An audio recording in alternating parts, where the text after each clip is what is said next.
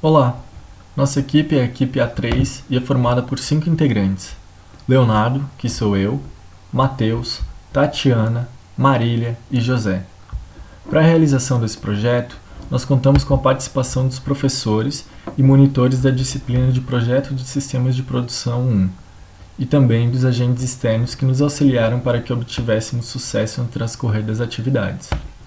O nosso tema é Avaliação da obesidade com base em fatores sociodemográficos, um estudo sobre mulheres obesas no Brasil. Neste pôster, a equipe buscou compilar o projeto e os principais resultados obtidos na realização do mesmo. Para iniciar, vamos dar uma breve explicação do que é o projeto. Uma pesquisadora da Fundação Oswaldo Cruz está fazendo um estudo sobre a influência que a desnutrição na fase de infância e adolescência de mulheres obesas contribuiu para que as mesmas adquirissem essa condição de obesidade. Dessa forma, o projeto da nossa equipe é uma demanda trazida pela Fundação Oswaldo Cruz para a gente avaliar um grupo de 78 mil mulheres obesas no Brasil e responder questões referentes a fatores sociodemográficos. Bom, para isso, a Fiocruz disponibilizou uma planilha de dados obtida pela união de informações contidas no SISVAN e no Cadastro Único. O SISVAN, que é o Sistema de Vigilância Alimentar e Nutricional, corresponde a um sistema de informações que tem como objetivo principal promover informação contínua sobre as condições nutricionais da população e os fatores que as influenciam. Já o Cadastro Único é uma iniciativa do governo federal para identificar e conhecer as famílias brasileiras de baixa renda. Dessa forma, ele é um conjunto de informações sobre as famílias brasileiras em situação de pobreza e extrema pobreza. Essas informações são utilizadas pelo governo federal, pelos estados e pelos municípios para a implementação de políticas públicas capazes de promover a melhoria da vida dessas famílias. Então, foi entregue um termo de abertura de projeto e uma proposta de projeto que serviram como formalização de acordo entre os agentes externos e os agentes executores. Também foram realizadas reuniões com os agentes externos para nivelamento de como seriam classificados os dados obtidos na análise. Elaboramos um cronograma no Gantt Project para um melhor gerenciamento do tempo e das atividades. Usamos a ferramenta Excel que serviu de grande auxílio para fazermos análise de dados. Fizemos uso de métodos ágeis e seguimos o guia PMBOK durante o desenvolvimento do projeto. Fizemos também uma súmula contendo a sintetização de todas as informações. Então a gente já vem para a parte dos resultados. A primeira questão levantada foi qual a idade e peso dessas mulheres. Fazendo uma análise dos dados, utilizando uma tabela dinâmica do Excel, nós fizemos uma contagem do número de mulheres obesas baseado na classificação de faixas de peso e de estatura. No eixo das ordenadas, nós temos a quantidade de mulheres, enquanto que nos eixos das abscissas, nós temos a altura delas. A cor da legenda no gráfico mostra as faixas de peso até este valor.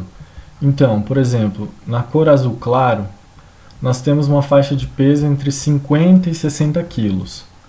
Na laranja, nós temos uma faixa de peso entre 60,1 e 70 kg. A altura dos pontos mostra a quantidade de mulheres com essa estatura e o peso que é referente à cor. Por exemplo, nós temos nessa faixa de 1,51 m até 1,60 m, que seria aqui, um pouco mais de 15 mil mulheres com peso entre 70,1 e 80 kg, que é referente à cor cinza. E um pouco menos de 15 mil mulheres com peso entre 80,1 e 90 kg, que é referente à cor amarela. Aqui, nós ainda temos o valor total de mulheres com essa faixa de peso. Então, por exemplo, aqui na cor amarela, que é referente a 80,1 até 90 kg, nós temos algo em torno de 25 mil mulheres. Analisando o gráfico de forma geral, podemos perceber que a obesidade acontece mais nas faixas de peso de 70,1 a 90 kg, que são esses pontos com as cores cinza e amarela, e numa faixa de altura de 1,51 m a 1,60 m. Então seria essa região aqui. Bom, passando para o próximo gráfico, nós temos a pergunta: Onde nasceu esse conjunto de mulheres? Qual o percentual por região e se veio do semiárido?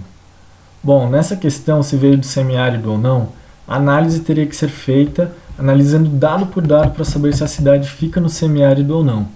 Porém, nós não tivemos acesso aos dados referentes às cidades em que essas mulheres vivem. Tivemos somente dados dos estados em que nasceram, tornando-se impossível fazer essa análise. Também tivemos alguns dados em branco que aparecem no gráfico com a legenda vazio. Podemos perceber que a maioria das mulheres nasceram na região Nordeste, com 48,58% do total de mulheres, o que é quase a metade. Já a região Sudeste possui 26,35%, a região Norte 8,66%, a região Sul 11,34% e a região Centro-Oeste 4,93%. A próxima pergunta é referente a onde essas mulheres moram atualmente e qual o percentual por região. Para fazer essa análise, nós tínhamos como informação apenas o DDD do número de telefone das entrevistadas. Então, nós agrupamos os DDDs por estados e regiões.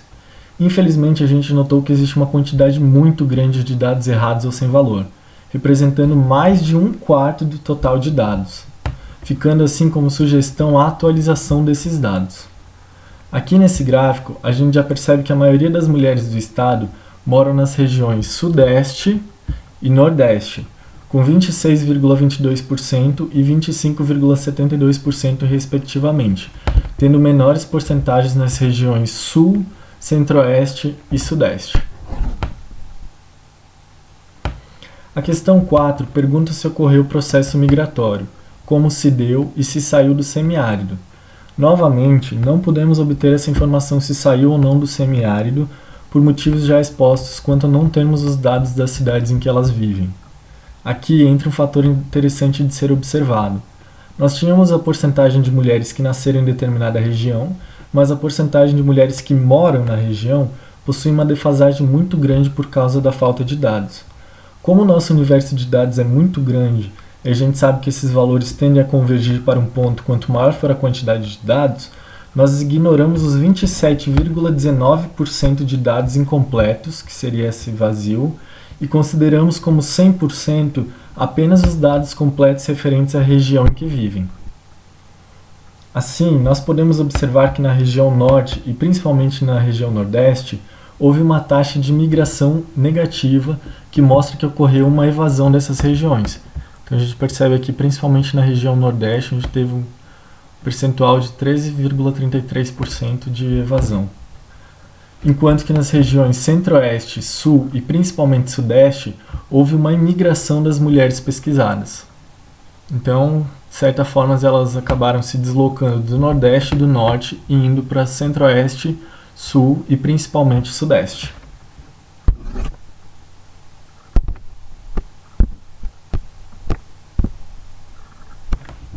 Nessa pergunta, foi solicitada uma análise referente à cor, etnia e raça.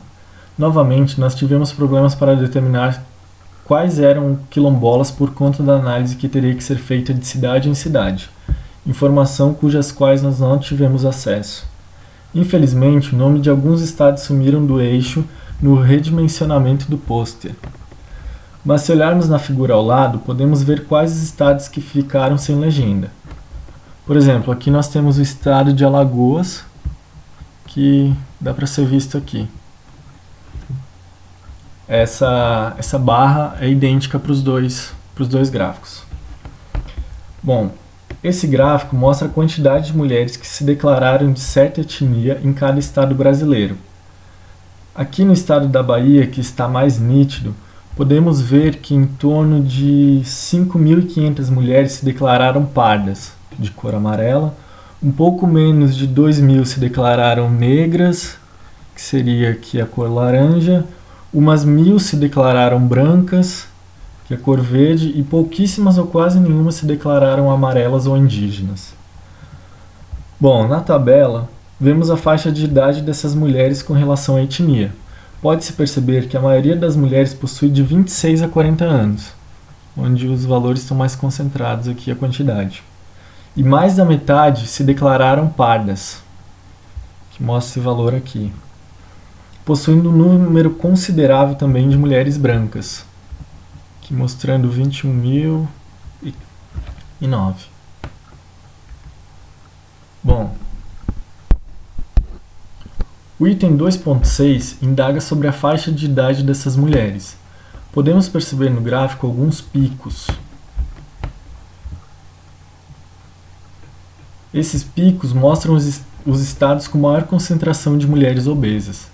Ainda, em confirmação com a tabela anterior, percebemos que a maioria das mulheres estão na faixa de 26 a 40 anos, o que fica evidenciado no gráfico pelas cores cinza, amarelo e vermelho.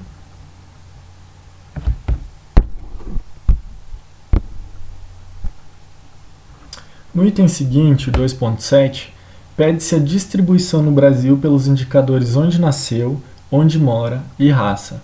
A questão referente à raça já foi respondida no item 2.5. No primeiro gráfico, podemos ver a distribuição das mulheres nascidas em cada estado, possuindo uma maior concentração em alguns do que outros. No segundo gráfico, podemos ver novamente o problema da quantidade de dados inválidos, mas ainda assim é possível perceber os estados com maior quantidade de mulheres obesas que neles residem.